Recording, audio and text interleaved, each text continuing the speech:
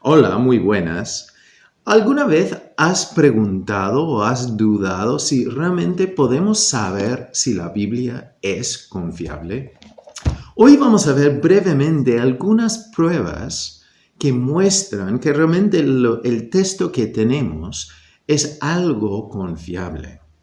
Entonces, para empezar, voy a subir algunas imágenes también durante el estudio, pero el tema que vamos a empezar, o donde vamos a empezar, es importante realmente usar algún tipo de prueba con cualquier libro que dice, que presenta algo de verdad de la historia.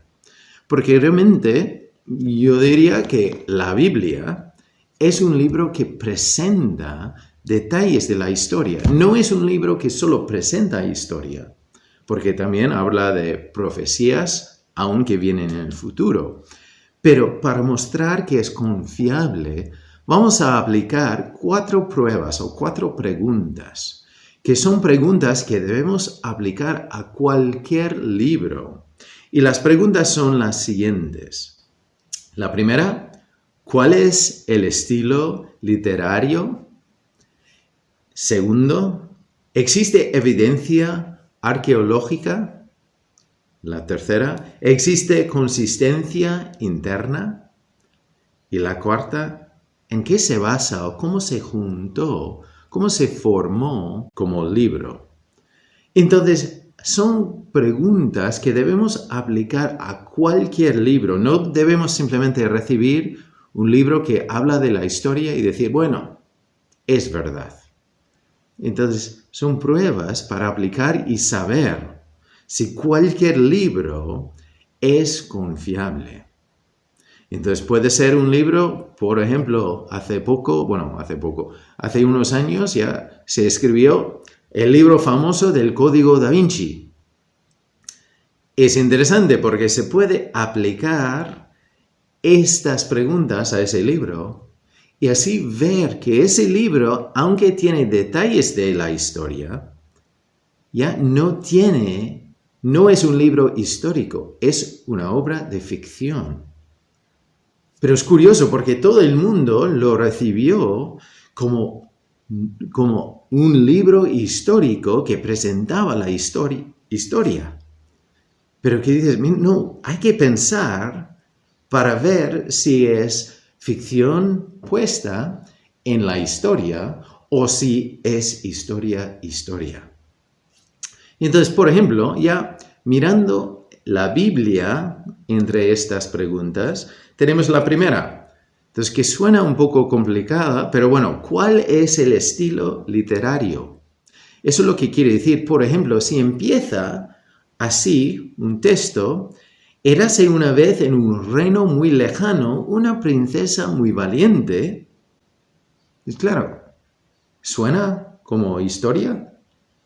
Entonces, claro, todos nosotros ya sabemos que en ese caso es un cuento de hadas. ¿Ya? Es un cuento de niños. Entonces, no es una historia. Y, a cambio, si dice, por ejemplo, llevaron a Jesús de casa a Caifás al pretorio, era de mañana y ellos no entraron en el pretorio para no contaminarse y así poder comer la Pascua. Entonces salió Pilato y... Entonces, eso es un texto que viene de Juan. Entonces, ya ahí vemos que ese texto presenta algo que por lo menos es historia. Después tenemos que decidir si es historia verdadera o no. Pero por la estructura vemos que está escrito como historia.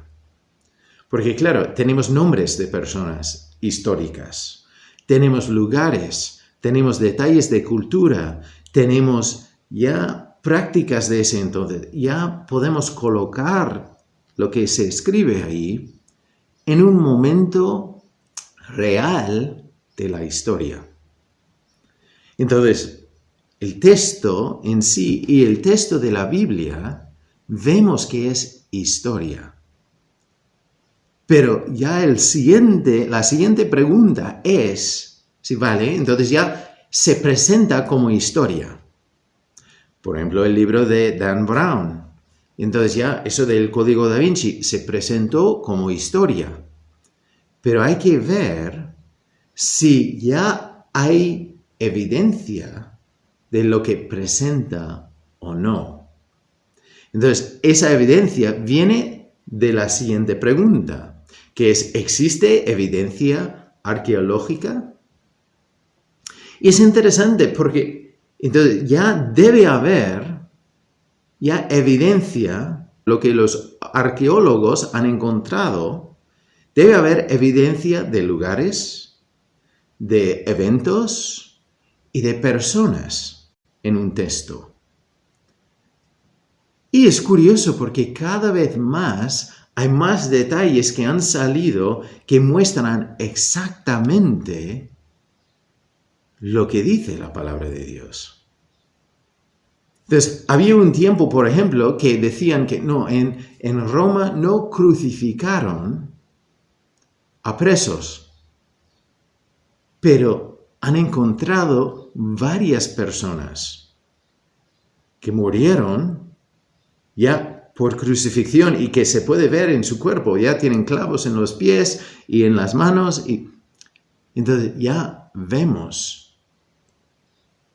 tanto en la arqueología que también en otros escritos de la historia, pero es importante ver, y si, bueno, hay muchas cosas que se han encontrado, y si tienes dudas, si quieres ver más, entonces ya envíame un mensaje y yo puedo preparar ya una lista de solo unos cuantos, porque hay tantas cosas que han encontrado sobre personas, sobre eventos, sobre lugares. Entonces ya se ve que lo que cuenta en la Biblia es verdad. Entonces, ya primero, ya la estructura es para presentar una historia. Después también hay poesía, hay profecía, hay otros tipos de escritura, pero ya el contexto de la Biblia es historia. Entonces son profecías ya presentadas en la historia. Entonces ya eso es importante. Y entonces vemos en la arqueología que hay muchas pruebas, hay evidencia de lo que pasa. Y detalles que antes pensaban que no era real, que ahora cada vez más sale que es real. Y la tercera pregunta, ¿existe consistencia interna? Entonces, la Biblia en sí, nosotros lo vemos como un libro, pero es importante ver que realmente es una colección de libros y cartas, entonces 66 en total, escritos por 44 autores en lugares diferentes. Y entonces están unidos porque la palabra entonces, fue inspirada por Dios. Entonces, y lo vemos en cómo está de acuerdo todo. Porque si hay dos personas que van a escribir sobre un mismo actividad, un mismo evento, entonces es muy probable que va a haber cosas que van en contra, conflictos. Y es curioso porque, bueno, como he dicho, hay 60 libros y cartas escritos por 44 autores, pero la pregunta es, ¿existen contradicciones? ¿Conflictos? Y es importante entender lo que quiere decir contradicciones. Es curioso porque siempre, bueno, una cosa muchas veces cuando una persona no cree en Dios, dice que mira, es que hay contradicciones. Es que ya todo el mundo sabe que la Biblia se contradice. Pero si preguntas, bueno, ¿cómo qué? Salen cosas como, bueno, en la resurrección, en un evangelio dice que había un ángel, y en otro evangelio dice que habían dos. Pero es curioso porque si hay testigos a un acontecimiento, a un crimen, un accidente, los testigos resaltan detalles diferentes. Y eso no quiere decir que no pasó. Pero claro, nuestra manera de ver, nuestra manera de recordar y presentar nuestra perspectiva, vemos detalles diferentes. Incluso un agente, por ejemplo, si oye exactamente lo mismo de todos los testigos, va a pensar, es que mira, hay algo ahí que no está bien, no cuadra, porque no vemos todo igual. Y Dios, a inspirar a los autores, usaba su perspectiva, usaba su personalidad. Por eso, por ejemplo, al ver el Evangelio de Lucas, está muy ordenado. Porque era médico, una persona que ya veía detalles. A cambio, Marcos, por ejemplo, en su Evangelio vemos acciones. Y bueno, es probable que Marcos, entonces ya pasaba tiempo con Pedro y Pedro le contaba varias cosas. Entonces, y Marcos lo presentó, lo escribió. Pero Dios usa la personalidad. Pero no hay contradicciones. Donde se ve esos fallos, no cambia la enseñanza, no cambia el mensaje. Aunque puede haber una diferencia, pero en ningún caso cambia el mensaje. Y el 4, ¿en qué se basa? Esto es importante porque lo que nosotros tenemos aquí en la Biblia, todos los escritos, los autores humanos, los que escribían o usaban un escriba para escribirlo, entonces eran ya testigos de primera mano o segunda mano. Entonces ya testimonio directo. Eso quiere decir que la persona que lo escribe y lo presenta, lo veía o lo ha oído directamente de una persona que lo veía. Entonces, eso es un detalle importante, porque no es lejano o lejos del evento. Entonces ya podemos confiar en lo que tenemos. Mirando las 4 preguntas. ¿Cuál es el estilo? Es historia. Con otros elementos, pero el formato es presentar hechos reales. Y hay evidencia en la arqueología. Y también no encontramos contradicciones que cambian el mensaje dentro. Aunque fue escrito por 44 personas en lugares diferentes que no podían comparar sus textos, y se basa en testimonio directo. Entonces podemos confiar en ello. Y una cosa que es curiosa es que a veces hay el punto que una persona hace que mira, pero nosotros no tenemos el original de ninguno de los textos. Y eso es verdad. Y yo diría que realmente es algo bueno. Porque claro, si nosotros tenemos el original, vamos a decir el original del Evangelio de Juan. Entonces, y si yo lo tengo y quiero ya usarlo para mostrar o para darme a mí autoridad, puedo cambiar cosas y claro, nadie lo sabrá porque es el original. Entonces puedo cambiarlo y así yo tengo el poder de decir lo que dice. Pero si hay muchas copias, pues claro, no puedo manipular una copia y decir, mira, realmente dice esto. Porque el Nuevo Testamento, entonces en griego hay 5.748 copias que tenemos hoy. Entonces, esos son copias del original. Entonces, son copias escritas a mano, antes de la imprenta. Entonces, ahí tenemos esa base para comparar lo que tenemos hoy. Entonces, si una persona dice que realmente aquí en este texto debe decir, entonces podemos volver a esos textos, bueno, no es el original, pero las copias originales. Y eso he dicho, 5.748 en griego. Si ya incluimos de otros idiomas de la región, entonces ya sube a más que 36.000. Entonces, para comparar.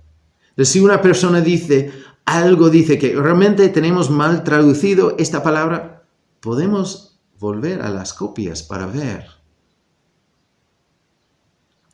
Y es curioso porque tantas copias del Nuevo Testamento y otros libros de la historia no tenemos tantas copias. Por ejemplo, el libro siguiente de copias, entonces es la Ilíada, escrito por Homero, ya en la historia. Y de eso tenemos 600 copias escritas a mano.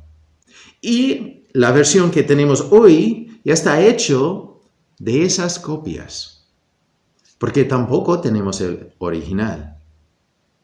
Y lo mismo, los 9 libros de la historia, escrito de Heródoto, un libro importante en el estudio de la historia. Hay 9 copias. Entonces ya el libro que usamos, o que se usa para estudiar hoy, está basado en esas nuevas copias, de compararlas. Y Tácitas escribió un libro que se llamaba Anales de Tácitas. Y ahí hay 2 copias. O Julio César escribió un relato también y tenemos 10 copias. Entonces, al ver la cantidad de copias que forman la base de lo que tenemos hoy, vemos la riqueza y también la seguridad de guardar ya el mensaje. Entonces, igual falta una palabra aquí, otra ahí, pero no cambia el mensaje del libro.